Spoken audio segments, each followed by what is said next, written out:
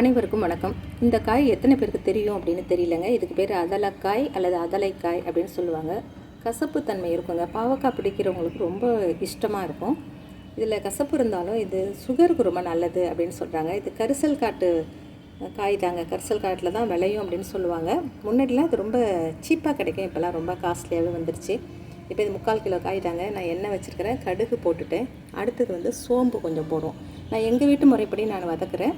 நிறைய பேர் சும்மா வெறும் வெங்காயம், பச்சை மிளகாய், உப்பு போட்டுட்டு அப்படியே காய் போட்டு வதக்கிடுவாங்க. எங்கள் வீட்டில் நான் கடுகு தாளிச்சிட்டு அது வெடித்த பிறகு சோப்பு கொஞ்சம் நிறைய போடுறேன். 3/4 கிலோ காய்ங்கிறப்ப அதுக்கு தகுந்தால பொருள் போடணும். இப்போ 1/4 கிலோ வெங்காயம், 1/4 கிலோ தக்காளி, ஒரே ஒரு பச்சை மிளகாய் தான் இப்போ போட்டிருக்கேன்.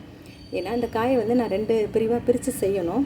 காரம் கம்மியாக சாப்பிட்றவங்களுக்கு ஒன்றும், காரம் அதிகமாக சாப்பிட்றதுக்கு. அதனால் மொத்தமாக இப்போ ஒரே ஒரு பச்சை மிளகாய் போட்டிருக்கிறேன். அடுத்தது உப்பு, மஞ்சள் தூள் போட்டாச்சு. இது நல்லா வதங்கட்டுங்க. அந்த எண்ணெயிலே நல்லா வதங்கின பிறகு நம்ம காய் கழுவி வச்சுருக்கோம் பார்த்திங்களா, அதை நம்ம மேலே போட்டுறோம். போட்டுட்டு கிளறி விட்டுட்டு அதுக்கு பிறகு என்ன போடுறோன்னு பார்ப்போம். இந்த காயை பற்றி சொல்லணும்னா, கசப்பு அப்படிங்கிறத பொதுவாக நிறைய பேர் விரும்ப மாட்டேங்கிறாங்க. இந்த கசப்பு, துவர்ப்பு அப்படிங்கிறதெல்லாம் நம்ம உடம்புக்கு அதிகமாக சேர்த்துக்கணும். வாரத்தில் 1 நாளோ 2 நாளோ கண்டிப்பாக இந்த வாழைப்பூ, இந்த வாழைக்காய், நார் சத்து, துவர்ப்பு சத்து நிறைய இருக்குது பார்த்திங்களா. அதை இனிப்பு, புளிப்பு, காரம் இப்படி சாப்பிட்றோம் நிறைய. ஆனால் கசப்பு, இந்த துவர்ப்பு இதுவும் நம்ம சாப்பாட்டில் சேர்த்துக்கிட்டால் உடம்புக்கு நல்லதுங்க. இப்போ ஓரளவு நல்லா வதங்கிடுச்சு பார்த்திங்களா. இப்போ காயை எடுத்து போட போகிறோம். கழுவிட்டு அந்த காயை போட்டுட்டோம்னா அந்த காயோடு சேர்த்து இந்த வெங்காயம், தக்காளி, உப்பு இதெல்லாம் சேர்த்து நல்லா சேர்ந்து வதங்கணுங்க ஃபஸ்ட்டு. நான் எங்கள் வீட்டு முறைப்படி தான் சொல்கிறேன் திரும்ப திரும்ப. மற்றவங்க வெறும் வெங்காயம், பச்சை மிளகா தான் போடுவாங்க. நாங்கள் கொஞ்சம் டேஸ்ட்டாக அப்படி மாற்றிடுவேன். அந்த கசப்பை சாப்பிட வைக்கணும் பிள்ளைகளை அப்படிங்கிறதுக்காக நான் சின்னதுலேருந்து இப்படி ஒரு டெக்னிக் பண்ணிவிடுவேன். இப்போ நிறைய தக்காளி போட்டதால் அந்த கசப்பு தன்மை தெரியாதுங்க. இப்போ காய் 3/4 கிலோ காயை போட்டாச்சு. இது அப்படியே நல்லா கிளறி விட்டுற வேண்டியதான். அப்போ சுவை மிகுந்ததை நம்ம அதிகமாக சாப்பிட்டுட்டு பிடிக்காத சுவைகளை நம்ம விட்டுட்டோம்னா பிள்ளைகளுக்கு எதையுமே சாப்பிட பழகி விட முடியாதுங்க. அதனால் எல்லாத்தையுமே சாப்பிட வைக்கிறதுக்கு நம்ம கிச்சனில் நம்ம தான் அதை யோசிக்கணும். சில இதில் அந்த பொருள்களை போடும்போது அதனோட குணம் மாறிடும் அப்படின்னு நினைப்பாங்க. பட் அந்த கசப்புங்கிறது கொஞ்சம் இருக்கும் தானே. அதனால் அப்படியே சாப்பிட்லாம். பிடிச்ச மாதிரி செஞ்சு கொடுத்துட்டோம்னா பிள்ளைங்க வேண்டான்னு சொல்ல மாட்டாங்க இல்லையா. அதனால் நான் அடிக்கடி என்ன செஞ்சிருவேன்னா, இந்த மாதிரி எனக்கு கொஞ்சம் அதிகமாக தக்காளி போட்டுருவேன். தக்காளி புளிப்பு சில நேரம் கம்மியாக இருக்கும், சில நேரம் புளிப்பு இருந்தால் கூட ஒரே ஒரு பிஞ்சு அந்த புளி போட்டுட்டோம்னா அந்த டேஸ்ட் கொஞ்சம் ஹைலைட் ஆகும். நம்ம தக்காளிக்கு புளிப்பு இருக்கும், சில நேரம் புளிப்பு பற்றாமல் இருக்கும். ஆனால் ஒரு பிஞ்சு போடும்போது ரொம்ப நல்லது. இந்த காயை உடச்சி விட்டு காட்டுறதுக்கு காரணம் என்னென்னாங்க, நிறைய பேர் பிஞ்சு காயை வாங்குவாங்க. விதை இல்லாத காய் வாங்குவாங்க. இந்த அதலக்காயில் எங்கள் வீட்டில் இந்த விதையோடு இருக்கணும். அதுதான் ரொம்ப பிடிக்கும். சில பேர் பாவக்காயில் கூட விதையெல்லாம் நகர்த்தி வைப்பாங்க. அதெல்லாம் சேர்த்து சாப்பிட சொல்லி நம்ம சின்னதுலேயே பிள்ளைகளுக்கு பழக்கி விட்டுறணுங்க. இப்போ கொஞ்சம் புளி போட்டுட்டோம் பார்த்திங்களா. நான் அந்த அளவுக்கு தகுந்தாப்புல தான் புளி போடுறேன். நீங்கள் எவ்வளோ காய் வாங்குறீங்களோ அந்த அளவுக்கு புளி போட்டால் போதும், தக்காளி வெங்காயம் போட்டால் போதும். இன்றைக்கி நான் குவான்டிட்டி அதிகங்கிறதால போட்டிருக்கேன்.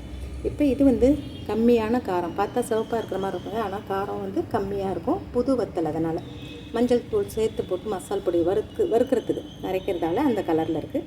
மற்றபடி காரம் ஸ்பைஸியாக இருக்காது. இப்போ இதை போட்டாச்சு. நான் இப்போ கிளறி விடலைங்க. அந்த ஒரு பச்சை மிளகாவும் கீறி விடலை, அப்படியே தான் போட்டிருக்கேன்.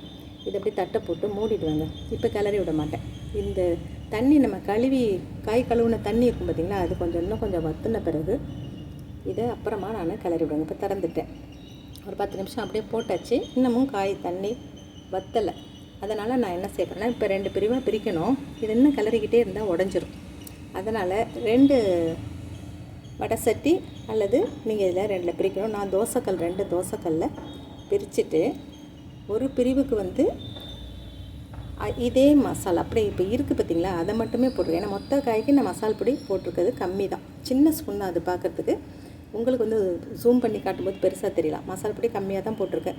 இதை ஒரு தோசைக்கல்ல பிரிச்சுட்டு இன்னொரு தோசைக்கல்ல மீதி தேவையானதை எடுத்து அந்த தோசைக்கல்லை 2ஆக பிரிச்சுட்டோம் இல்லையா. ஒரு இதில் காரமே கம்மியாக இருக்கும். இந்த சின்னதாக ரவுண்டாக வச்சுருக்கேன் பாருங்கள், அது காரமே இல்லாமல் அந்த போட்டு தான் சட்டியில் உள்ள. அடுத்தது பரப்பி வச்சுருக்கு பார்த்திங்களா, அதில் இன்னும் கொஞ்சம் மசால் பொடி போட்டு உப்பு அதுக்கு தகுந்தாவில் போட்டு எண்ணெய் 2த்துக்குமே எண்ணெய் ஊற்றிருக்கேங்க. ஊற்றி நல்லா பெரட்டி விட்டுட்டு அப்புறம் நிப்பாட்டி வச்சுங்க. இது ரொம்ப டேஸ்டான காய், ரொம்ப மருத்துவ குணம் வாய்ந்த காய். இதுக்கு நிறைய கூகுளில் சர்ச் பண்ணிங்கன்னா நிறையா இருக்கும். நம்ம ரெசிபி சொல்லலாம், டிப்ஸு சொல்லலாம். பட்டு நம்ம எதுவும் மெடிசனல் பேசிஸில் பேசுகிற மாதிரி இருக்கும். இதுதான் கம்மியான காரம். இன்னொன்று அதிகமான காரத்தில் உள்ள. அப்புறம் பிளேட்டில் போட்டு சாப்பாடு போட்டு பருப்பு, இன்றைக்கி புளிக்குழம்புங்க. அடுத்தது இந்த தொக்கும் வச்சுருக்கிறேன். இது பாவக்காய் வதக்கல்னு சொல்லலாம், தொக்குன்னு சொல்லலாம். அப்புறம் தக்காளி வெங்காயம் பச்சை மிளகாய் அதுவும் ஒரு தொக்கு மாதிரி வதக்கி வச்சுருக்கிறேன். இதான் இன்றைக்கி சாப்பாடு. அடுத்தது இந்த காய் கிடைக்கிறப்ப நீங்கள் வாங்கி சாப்பிட்டு பாருங்கள், கண்டிப்பாக டேஸ்ட்டாக இருக்கும். கசப்பு சுவை துவர்ப்பு சுவையை அதிகமாக சேர்த்துக்கங்க, உடம்புக்கு ரொம்ப நல்லது. இந்த தவாவில் எப்படி செய்யறது அப்படிங்கிறத நான் ஒரு பாவக்காய் வறுவல் கூட போட்டிருக்கேன் தவாவில். இந்த மாதிரி சட்டியில் லைட்டாக வேக வச்சுட்டு அப்படியே தோசைக்கல்லில் மாற்றி எண்ணெயை ஊற்றிட்டிங்கன்னா அது நல்லா செவந்து வந்துடும். இவ்வளோதாங்க, சிம்பிளான மெத்தடு தான். நான் கொஞ்சம் விளக்கமாக சொன்னதால் பெருசாக தெரியும். மற்றபடி இந்த வீடியோ பிடிச்சிருந்தால் லைக் பண்ணுங்கள், ஷேர் பண்ணுங்கள், கண்டிப்பாக சப்ஸ்கிரைப் பண்ணுங்கள். நம்ம இன்னொரு வீடியோவில் பார்ப்போம்.